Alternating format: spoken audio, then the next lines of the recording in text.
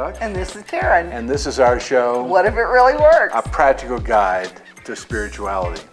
And we're in Telluride, Colorado. We're looking out at a beautiful, beautiful mountain and a beautiful, beautiful condo here. And who are we talking to today? We are talking to an angel. He's an angel for us. This is Scott Andrews, and Scott has been in our life for a number of years, but he is a very, very special being, and we want to share his story today with those of our viewers. So what's your story? We only have a little bit of time. I don't have that much time. Well, let's start with your gear. What are you wearing here? Oh, I rode my bicycle up today from Telluride for the interview, and this is what you wear when you go bike riding. My jersey, and it has pockets in the back, and my bike shorts, which have padding, so when you sit on the saddle, it's comfortable, and then of course helmet and gloves, which are down by my bicycle. Yeah. And So tell the listener, because you've been an Olympic bicyclist, right? I was a national team bike rider in the late 70s and early 80s. I've also been a world-ranked triathlete, and here in Telluride a couple of years ago I started riding bikes seriously again after about 7 or 8 years of a break, and it was a part of my life was missing until I got back on my bike, because bikes have been part of me since I was 6 years old. So. And I can see by the way that whenever you tell that piece of it, the joy that came into your face whenever you started talking about riding again. Yeah, it's. I was reading a book called Born to Run, and it's about ultra-distance marathon runners and the Tarahumara Indians down in Mexico, who are noted for running hundreds of miles, and then they all get together. They make this beer-type concoction out of these big vases, and they have a big party before and after they race, and they have a little wooden ball that they kick as they race along, and they race against other tribes or other villages. Well, in this book, this one professor was trying to figure out why could these Indians run hundreds of miles at a time, with almost barefoot, and survive, and their legs wouldn't fall apart. And the reason, he came to the conclusion at the end of the book that the reason was their passion and love for what they do. And that's what bike riding is for me. Skiing is thrilling, and other sports that I've done are really fun, but for my soul and my spirit, nothing fulfills me as much. No physical activity fulfills me as much as bike riding does, and spiritually, it's a real, for me, it's just it makes me feel whole, and it helps me with my connection to the spirit.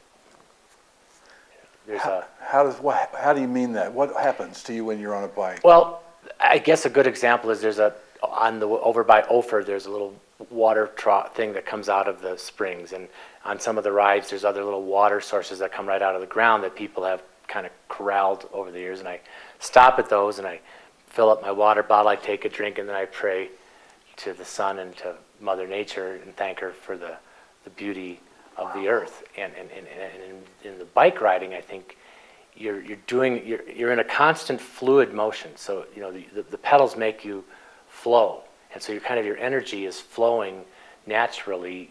When you're efficient and relaxed at it, you don't burn much energy. You can go long distances, and you're moving. So I think it's a time where you just kind of let the world around you.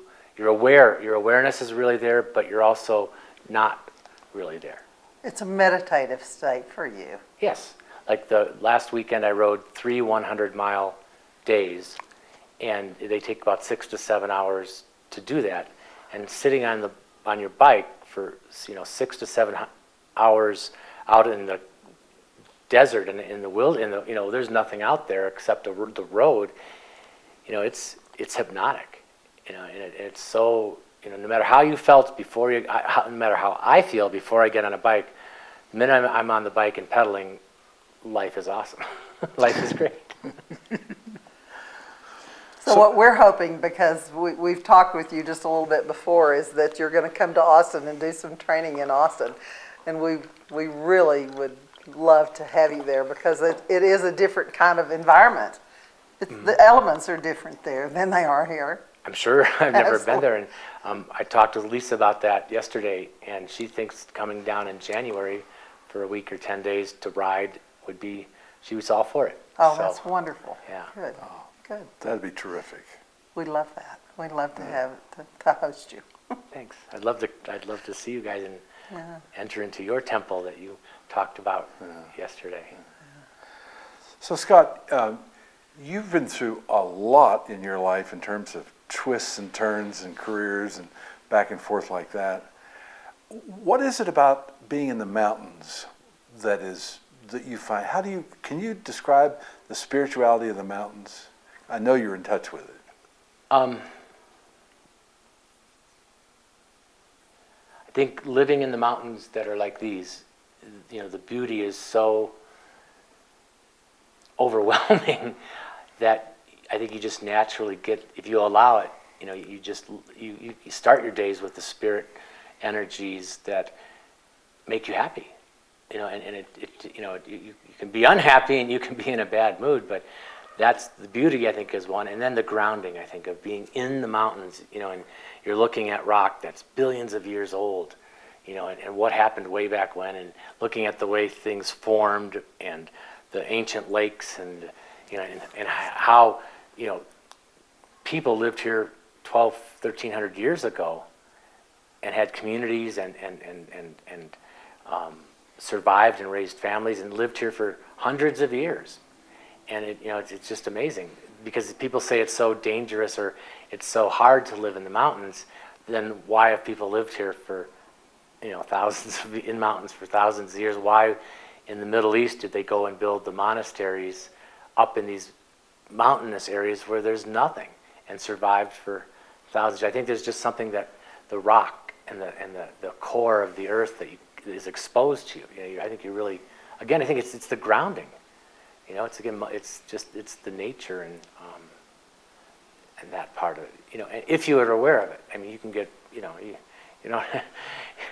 you can be occupied with something else, but because it's here, you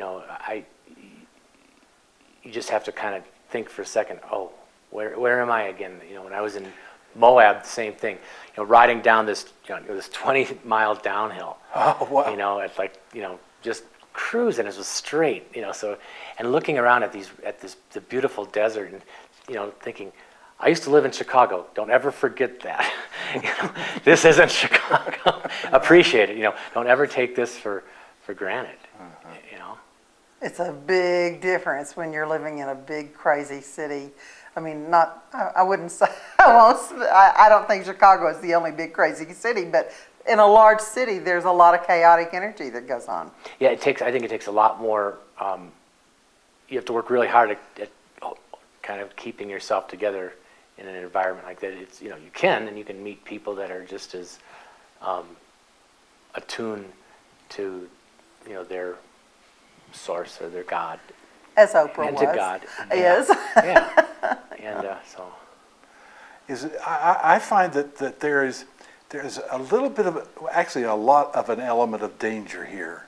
It's not uncommon for people to get in places that they didn't think they'd get, or in situations they think they'd get, or you miss a turn, or you miss a rock or something, and there is a kind of danger here that I think keeps you in the present. Yeah, I think so. I agree. Even when you live in a city, you can learn what's safe and what isn't, and where to go and where not to go, and you're not quite as alert as this environment, at least for me, made me. I think when you take when you leave town and go up one of many trails, all of a sudden you're in an environment where you don't think about it, but if you even twist your ankle and the weather comes in, it's all of a sudden you go from what you think is a really safe walk into a survival mode. So maybe you're right. There is that in the moment of, you know you can't get hurt out here because there isn't all that many places there's people can come and get you quickly. You have to survive until someone comes and helps you. But you've survived a lot. Imagine, just give a little bit of history about the things that you've done in your life. Truly, a lot. Surviving mentally or physically? Both. Both, actually both.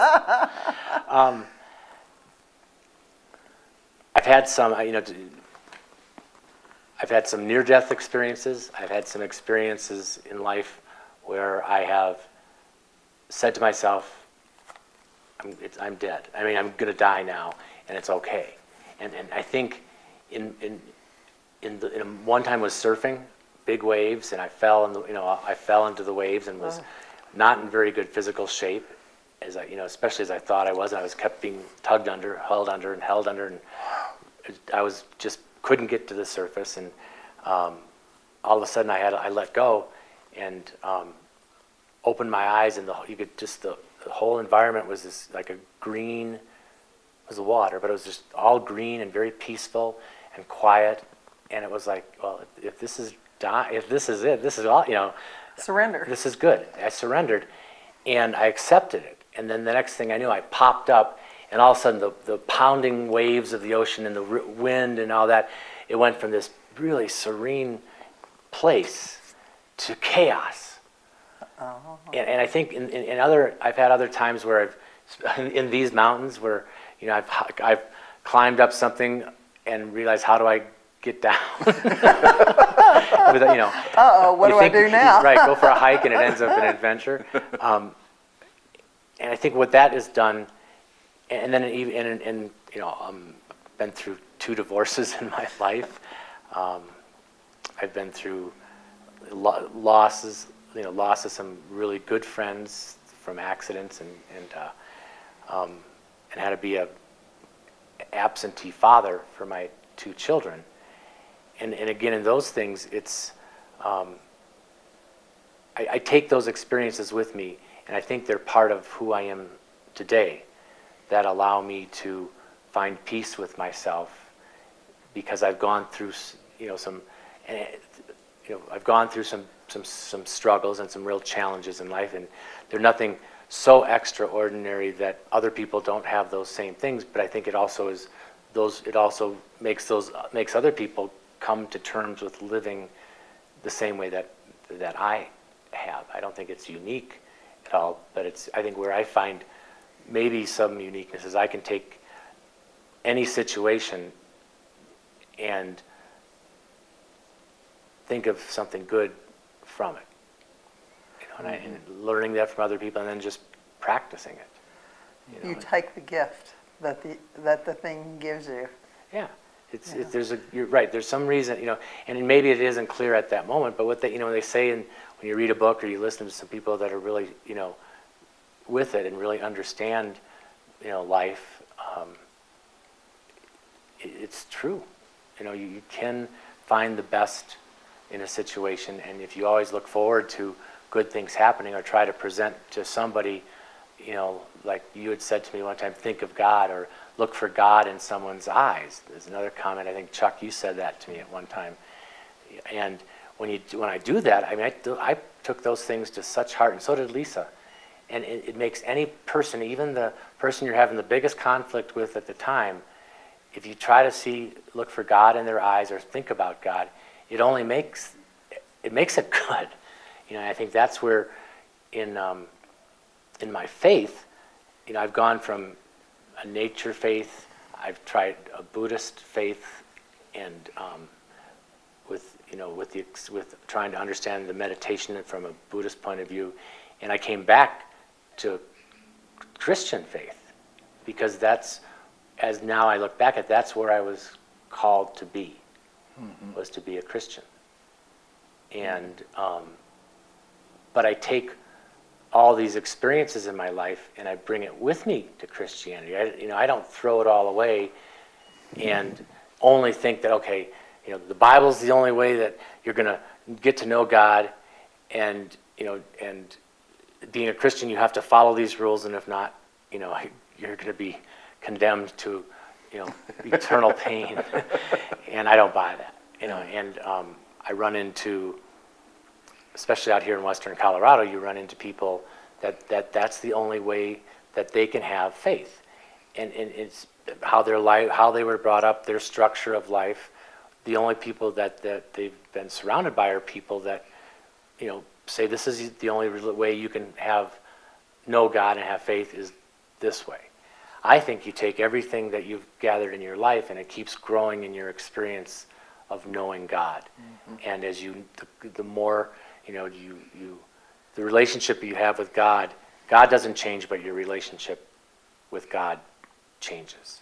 And it comes to a point where I think you can, like Chopra said, co-create with God is an ultimate form of relationship, but you can also co-create with other people.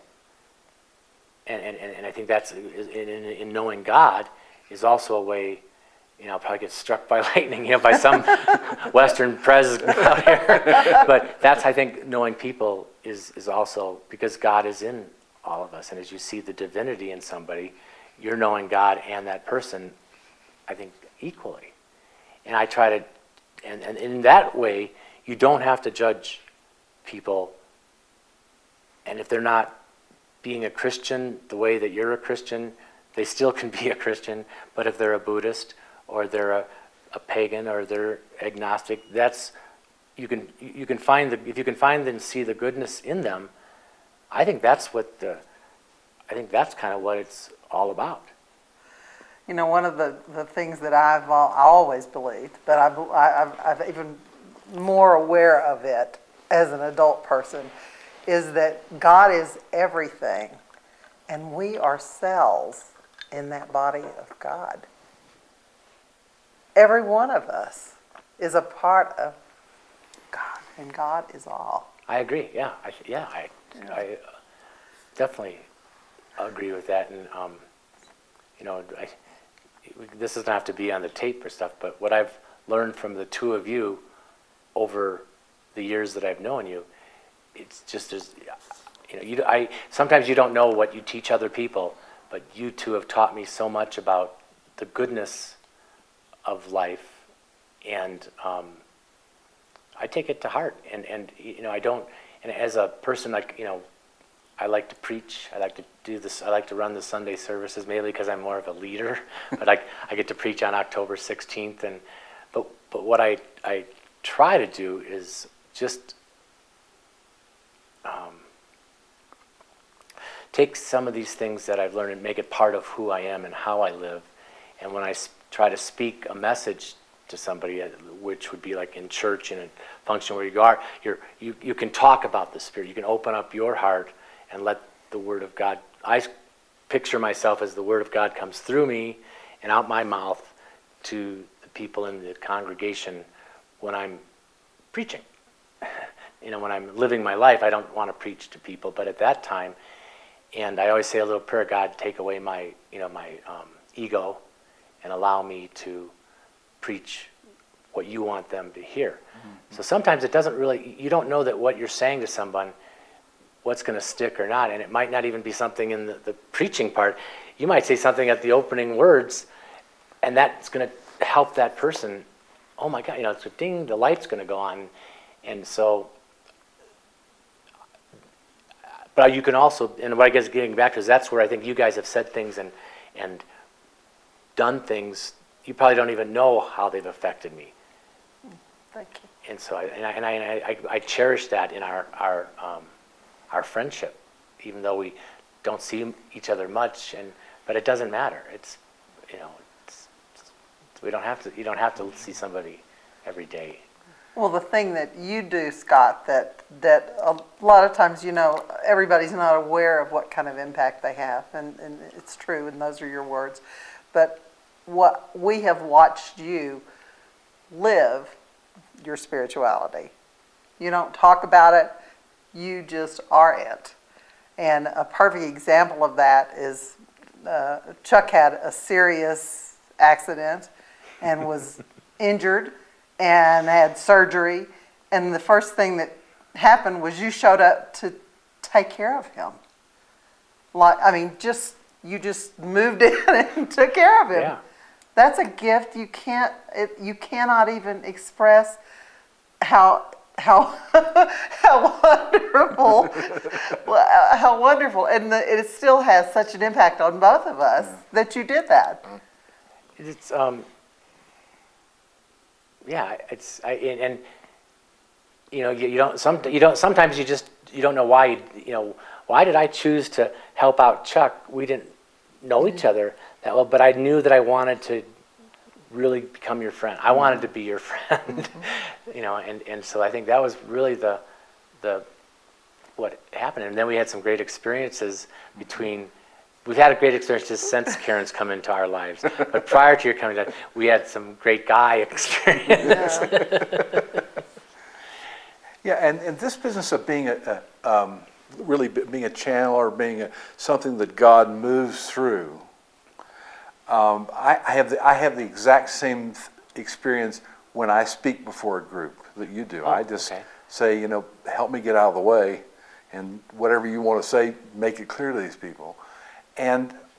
But what I'm discovering, and I'm sure you have too, and you've said it in a way, that sometimes without even being aware, accidentally, without even trying, that we say things to people that they really need to hear right then, and we don't even know they need to hear it. Exactly. Yeah, I agree with you. And I always think of you as being capable of doing that almost all the time. I think I try to. I have a woodsy friend of mine that we've worked together for 7 or 8 years, and he's a terrible alcoholic, and he's gone. He's had he really has a hard life, and but for some reason, I like there's something about him that he's a special person, even though he's plagued with alcoholism, but he's an honest person. He speaks his truth, and he knows that he can't. If he's drinking or on a binge, he doesn't come. He won't come to work. He doesn't try to force it. And then the other day, and I've never tried to tell him what to do, like you should quit drinking or that. But he came to me years ago because he suffered depression like I do. He suffers depression like I do, and I had told him, well, this is the medications that I take, and it helps me to manage my depression. And so he went to the clinic, got some antidepressant drugs, and he was taking them, and he told his friends about it, and they started making fun of him. So it's a tough world. But he went to an AA meeting Monday night, and he wants, he's going to try again to quit drinking. But he's that. So I think when in helping people, there's just people that come into your life that other people can't understand. Why are you being nice to this person? Why are you helping this person? Or someone that is a complete butthead. Why did you even talk to this guy? Well, I think sometimes you don't know why, but you just want to say something maybe to make that person feel good, and because they're probably plagued with problems if they're that miserable. Exactly. Or they're that troubled with whatever. And I've been through periods where I've been on the edge of suicide, and I've tried once. Fortunately, the pills I took didn't work. They didn't do the job. We're grateful. And depression has been kind of my problem my whole life, and I didn't know it until I moved here. And in some of the ways, and one of the things you had mentioned to me one time is, I just smoke too much pot. He goes, well, you're self-medicating. And you were right. Because and I was just talking to another depressed person the other day. There's an underlying pain in your life that you just can't ever get rid of. You try drugs, you try alcohol, you try extreme sports, you try all that kind of stuff. You overachieve, thinking that you'll find happiness and all that. And 4.5 years ago, I had my last episode where I was it was another major depressive episode, and I was contemplating like I can't go on with this life anymore. Found the right doctors, got me on the right meds, went to the right therapy, and I on meds every day. And if this is what life is, it is so awesome. I don't, I don't smoke pot. Occasionally I'll have a drink, but I don't. But I'm so high on life because it's so new to me to not have that pain that always lives with you, that I think it's the biggest gift I've ever gotten from God. And I think part of my calling in life is to spread that happiness and that love that Jesus wants us to spread to people, because I've been blessed with it, because I was able to work through my disease and manage it. And it doesn't take a whole lot. And if I can do it, and I think that's part of where my spirituality comes through too, is finding that life is awesome. And sometimes you might have to do a little tweaking with yourself, but you should share that then with other people. And then we talked like yesterday about community. And again, that's a word that came into my life a couple years ago. Never thought of community. I was a loner. I don't want to be around people. And riding the hills on the yeah, bike. go on my bike, Yep. get as far away as from people as I can get, and then keep on going further. But the whole part of the happiness is community. And one person, maybe I can't make, like Lisa and I talk, well, the world's so screwed up, what can we do? And well, like she tutors this little girl that's changed this little girl's life. And I can try to just spread love and compassion, loving kindness and compassion to everybody that I see, whether I do it, just say it to myself, may you be full of peace and loving kindness, or I touch them or look at them and try to say something nice to them. And I think that's part of everybody's, I don't want to say responsibility, but just think what the world would be like if that was our motive, was to try to bring peace and love and kindness to everybody we see. Mm-hmm. See, I believe that everywhere you are, peace and love and kindness abides, and that you bring that just by your very presence. I hope so. Yeah. I'm doing the job then. Yeah. Well, when you see this tape, you will see that it coming right through this electronic gear here. That when you walk into a situation, it's a different environment you create. And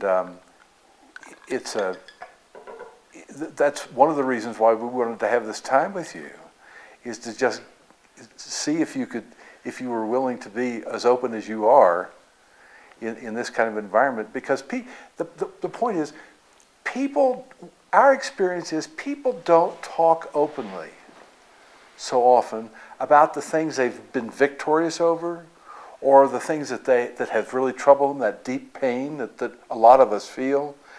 And to have you be so open and be such a champion and be so open about it and have it clear coming through this, that is in fact who you are, that's a very valuable thing for you to do. It is, and you don't have to, you don't have to tell people your story unless it's necessary. Right. If you feel that by telling what I just had talked about to somebody is going to help them, or maybe make them think, well, there is a way out, that then it's okay. But to come up and I don't even remember the man's name.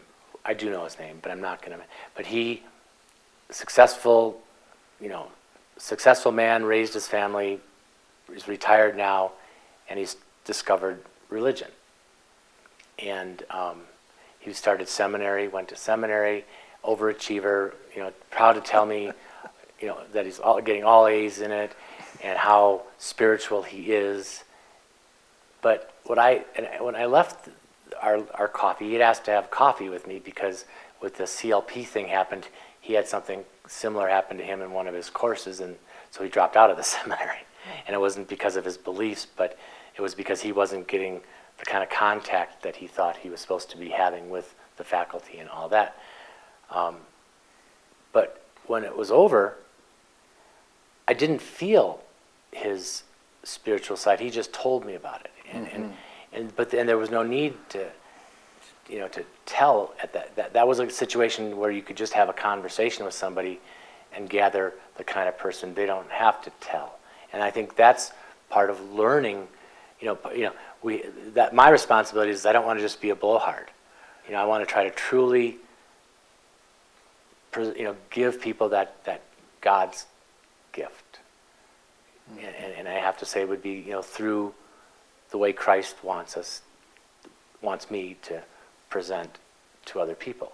And the maturity and responsibility that requires is important, because again, you don't want to come off as someone that's a holy roller, or someone that people say that's at the AA meeting, people would say, yeah, I'm on the 9th step, I'm so awesome, because you do feel awesome, but you don't go telling everybody in the world that. You wait for the meeting and tell the people in the meeting how awesome you feel. Some people don't want to hear that, and it turns people off, and then they stay away from you. So you're going through a continual spiritual expansion, as I see it. And I've known you for 11 years now, so I sort of know a little bit about what you've gone through. But as you look forward, and not just necessarily at your life, but in terms of the spiritual climate of maybe this country or even these years, where do you see this stuff going? What's coming ahead in the world of spirit that you can say, I think this is happening? I think that technology and business are accelerating this global family so fast that people are afraid of it. But I think once,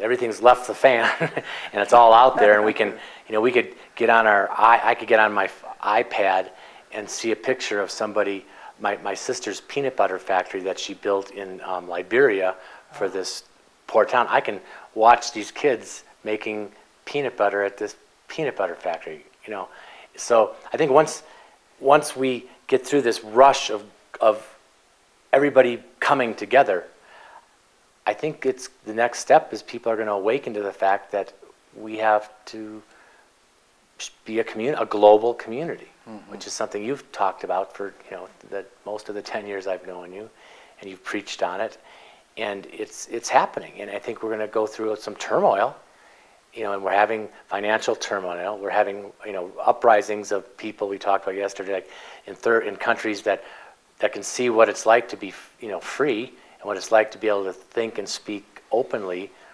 They want that too. So I think we're going to come to the fact that people are going to realize everybody wants happiness. Everybody, I think, wants to be loved and cared for, and to have people to care about. Eventually, I think that's where we're heading. I mean, it's not a utopian society, but I think people like us that want to spread love and want to spread God's happiness will be able to reach more people than we ever could before. So I think as the turmoil and the things, I think we got a lot of junk to go through, and it's never going to be a hot topic, but I think it can be an underlying current that I think people like us have a responsibility to help spread that thing. And I think, what if it really works? It does work. But it's our responsibility to make it work. And I think there's a lot of people out there, and some people you would never think that those people are also feel that same way, because they're so quiet or so afraid to speak it. But they also, so that's kind of where I see it going. That we can be able to spread the love and peace that truly exists all around us, all the time, to everybody. And someday I think people feel that. But it's not going to be easy, and it's not going to be fast. So I think we just have to plug through whatever, a financial crisis is not really a big deal. It's when we have a health crisis, or we have more, the religious wars grow more global than they are. That's where I think that's when I think we should worry. big deal. We have a financial crisis, you know. Yeah, and the part of it that's difficult to communicate with people, I think, unless you're around people who know it, is that we really were put here to be happy. This is our purpose, is to be happy. After all, this is the greatest creation that we can imagine. Yeah, I think you're right. And yet a lot of people have this abiding sense of dis-ease and unhappiness. And the only way that you can counterbalance that is to demonstrate your innate happiness with the way things are. Yeah, you can't tell people that you can only show. Exactly. Yeah. You can only be. Be there. Thank you. Can only be. Yeah. I think the new religion is love. I mean, Which is the what old religion is love. Right. The original purpose. You know, in the CLP program, when I was interviewed by the committee, you know, they were asking me, you know, like, you know, what's it all about? What do you feel it's all about? I said love. I got blank looks All the way from all of them.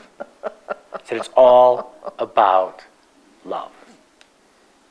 And it's not, you know, and Jesus Christ said it's all about love. That's why we're Christians, because of we want to believe in his way of life and in his teachings of life. And here's people that are a committee trying to pick pick people to help minister to the community, and maybe they're afraid. I don't know what it is, but they can't see how simple it is. Yeah. Yeah. And it's about letting go of the old. It's about letting go of the old paradigm that you've got to control everything. Because when you're not trying to control it, it's like everything just flows. And we've certainly experienced that on this trip. I mean, everywhere we go, we're welcomed, we're loved, we're tended to, we're introduced to new people to meet, which has been really exciting for us. And hopefully will be for all of our viewers when they get the opportunity to share the interviews that we're Well, I'd like to see, when you're done with your trip and all the interviews, that to see what the reaction, you know, you draw out the love and happiness in people. Oh. And I wish I was kind of one of the last interviews you had, so I could ask you, what are the other people like? What have you talked to them about? What have their, the few people you have talked to and that interviewed, what have some of the things that they say that you find, awakening or powerful? Well, let's pretend like this is the last interview of a series like this, of the 40 Days and 40 Nights video tour. And let's ask you, as a closing question, you can look right in the camera and tell our viewer your idea of what they could do right now, right this minute, to improve their own spiritual experience. When you see somebody, wish them to be relieved of their pain and filled with peace and loving kindness. You don't have to say it to their face, but you can look at them or see them driving by, and every person you see, just say, may you be free of your pain and filled with peace and loving kindness. And you start there, and it'll just grow from that. And you bring to each of the people that you say that to, even without words, the fact that you yourself are peace. And shows. Thanks. And love and kindness. Thank you, Scott, for being with us today. This has been a great gift for you to share with our viewers. Thanks. In closing, since we're off the camera, when we first met, and you'd just come to Telluride, and then you had had your surgery. And I was real involved in the Buddhist community, and when I would do my meditations, I would picture a round table, and all the people that were sick or hurting that I knew, I would put them around this table. And I would wish them that they be free of their pain and suffering and be filled with peace and loving kindness. And my mother was one of them. Eileen was one of them because she was going through a lot. And you, with your shoulder and all the complications that happened with that. And I thought that was such, for me, it was really neat to be able to put the people that you care, that you knew needed your prayers, and it's a way to focus. And I think that's, I guess you made me think that would be another way to help people, is to pray. In praying for them, that worked for me. I pray every day. I pray for groups of people, and anybody who wants prayers, they can email me at Karen@whatifitreallyworks, and I will put them on my prayer list, because I daily have a practice of doing prayer work. And Pal's woman's prayer group on Monday, that is one of the most powerful groups in town. Absolutely, and I'm still you're gonna on see it. them, right? We're going to see see them, Pal yeah. and Hart tomorrow. But Okay. I mean, Pal still sends me the list and asks me, keep up with everybody, and because she knows, I really care about praying for this community and the people in it as well. Hart is great. Yeah. He's still funny as can be. Okay. Scott, we're going to add a little bit of the interview that we did, a little bit more to it with this interview. You're sitting in your kitchen in Telluride, Colorado, and I'm sitting in my kitchen in Austin, Texas. And we're going to talk about this big deal tour that you're about to begin on the 6th of June. Is that right? It's a race, and it begins on June 8th at noon in Banff, Canada. Wow. And then what happens? Well, the clock starts ticking then, and it doesn't stop till you get to Antelope Wells, New Mexico, which is a border crossing in the southwestern tip of New Mexico. Wow. So it's a self-contained ride, so you don't have a support vehicle or anything. You carry all your gear with you. It's a simple rules. You can do anything that everybody else has the opportunity to do. So I can go to a restaurant, I can stay at a hotel, I can shop at a grocery store, but my wife can't follow me in a motorhome and cook me meals, unfortunately. Daggone it. So you're really kind of on your own. You are, and the race has been going on for about 14 years, and every year about 3 years ago it started to grow, and this year I expect, based on the preliminary entries, there'll probably be 125 entrants to it. A few women, but mostly men. And last year there were 80. The year before there were 40. I think because they have a couple videos out, DVDs out that they show, around at festivals and stuff. It's really become popular, and the fact that you can follow it on Google Maps on the computer. Are there any rules like how much stuff you can carry or what your weight load is, or is that all up to you? That's all up to me. The guys that are going to win this race, that are going to do it in about 17 days, I think I carry the minimum, but they carry less than me. I mean, they're just, I don't know how much weight I'm carrying, and I don't really want to know. But, I would say they probably are carrying 15 to 20 pounds besides the bicycle, and I'm probably carrying 25 pounds of equipment, and that doesn't include food and water. And so you carry a certain amount of food with you every day to last you the whole day?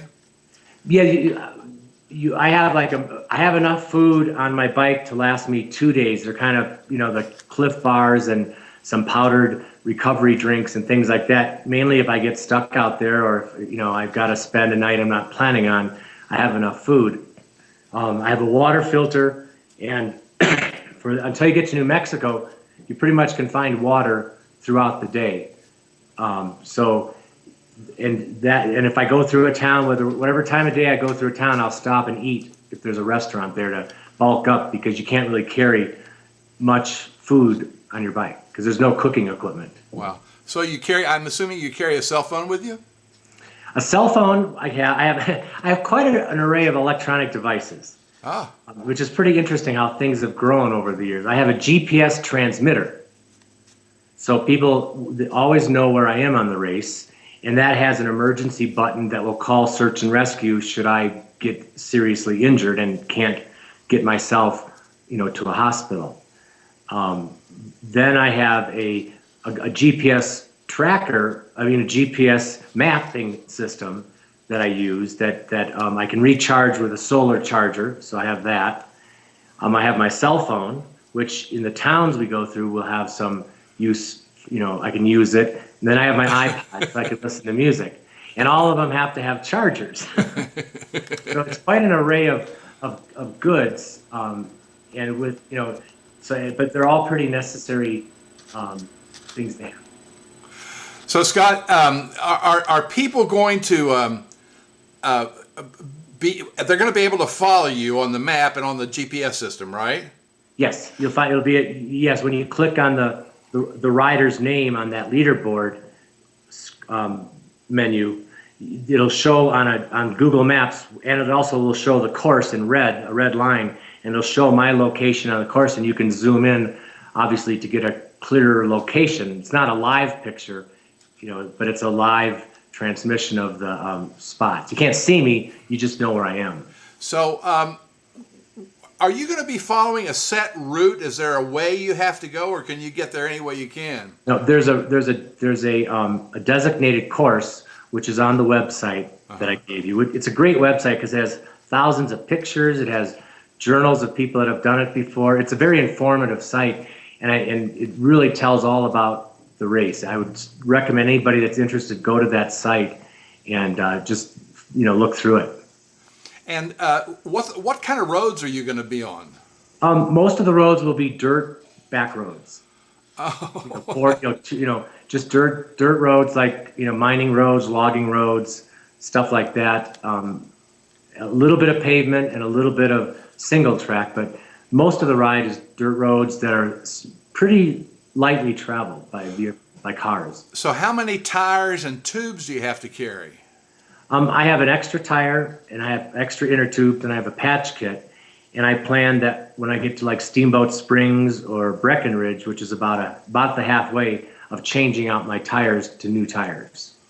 Wow. So I can go to a bike shop there and get it. But I do have, enough to kind of, if my bike breaks down or I blow a tire, I can get to the next town and take care of it. So if some of these guys who you expect to win are going to do it in 17 days, and you're going to do it a little mid-20s days, what is your day like? How does it start, and where do you go, and where do you sleep?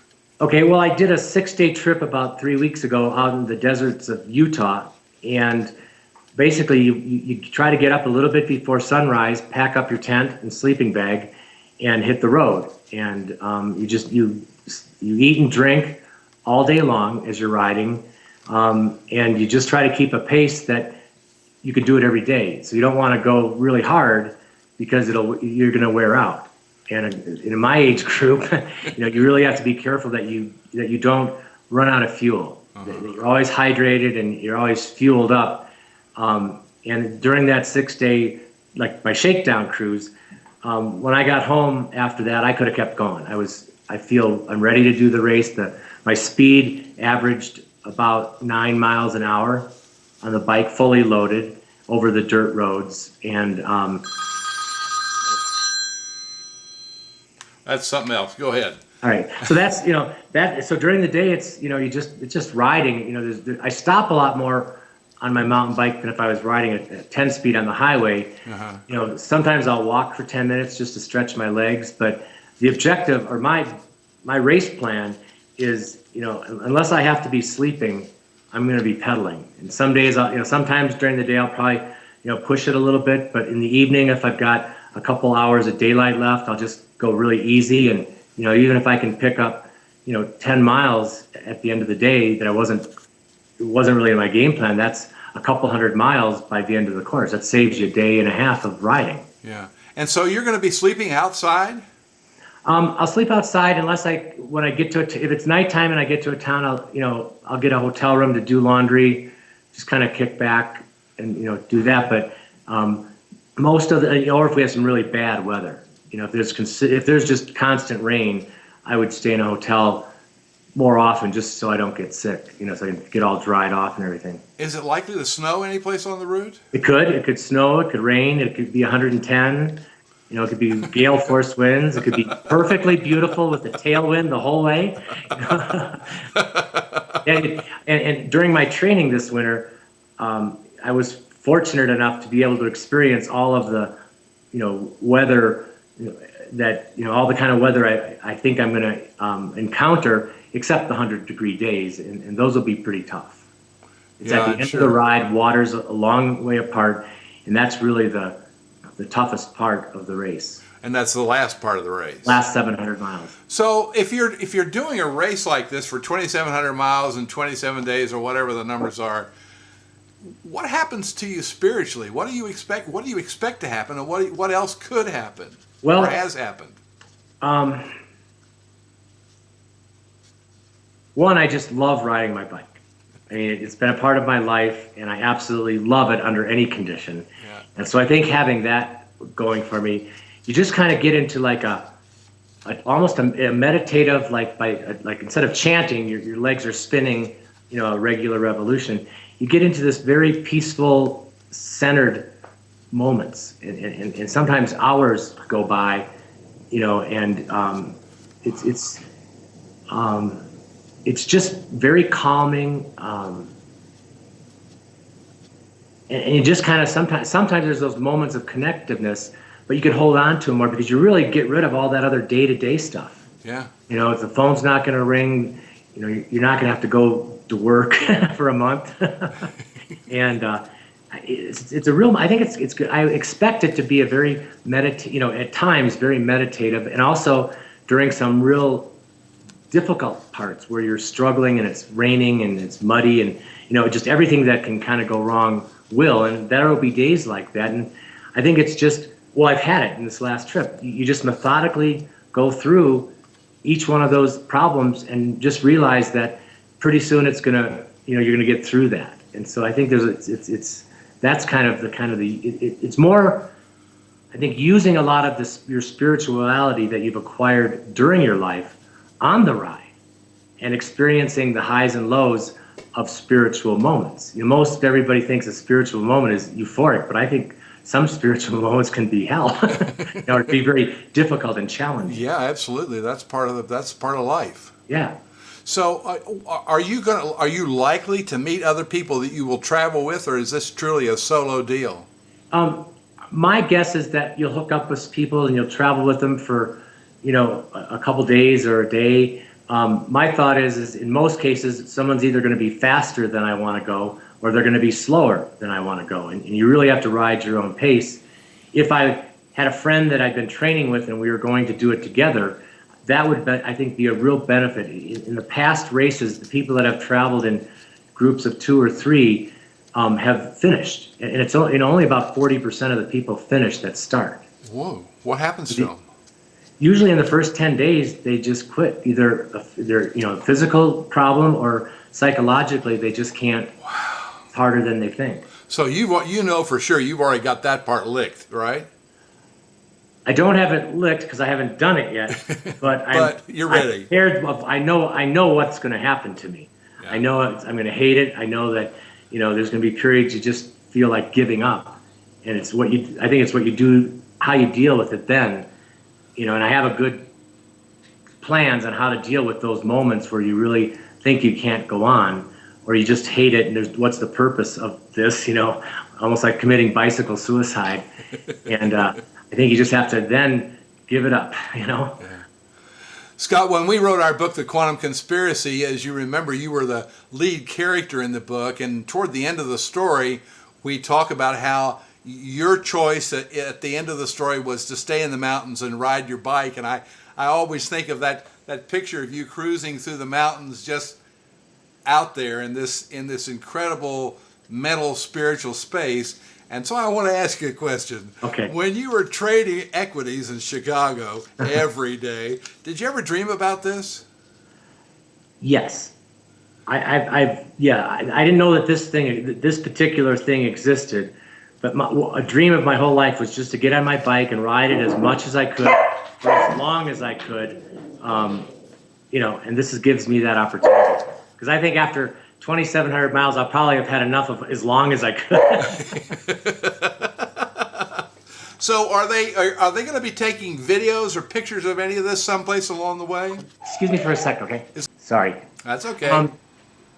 No, people do. There's people have, everybody has cameras, video cameras, and regular cameras, but there's no one's going to be filming the race. I believe they did film this race a few years ago, and there's a DVD out called Ride the Divide, and you can see it on YouTube.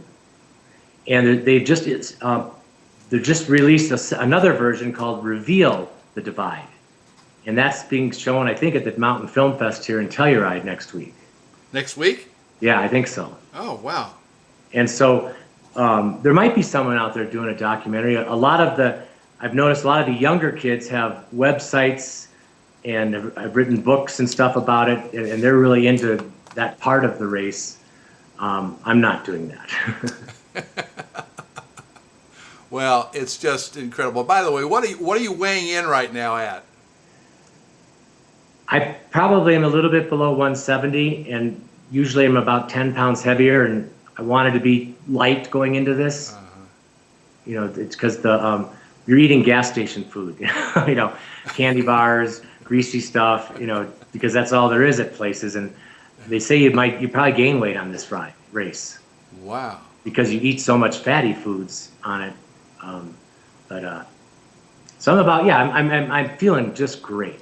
Everything's working. I've gone through whatever, taken care of some little medical problems, and gotten fit. And I wish it would start tomorrow. I'm getting nervous now. I'd like to get this thing going here. Yeah, well, you got a little bit longer to wait. Do you have your own website? No. You don't have your own website. Do you post on Facebook? I had been posting. I have on my. I don't really know how to post on Facebook, but my GPS transmitter, when I push, there's a button I push that lets people know I'm okay, and I don't know why, but it goes out to all my Facebook friends. Oh, that's great. So Yeah. what is your name on Facebook? Just Scott Andrews? Yes. Yeah. So somebody can get Scott Andrews, find you on Facebook with that name, and they can follow you GPS check-ins along the way. Yes, and they also can go, I think, Chuck, they can go to the leaderboard site. It's called SPOTME, SPOTME.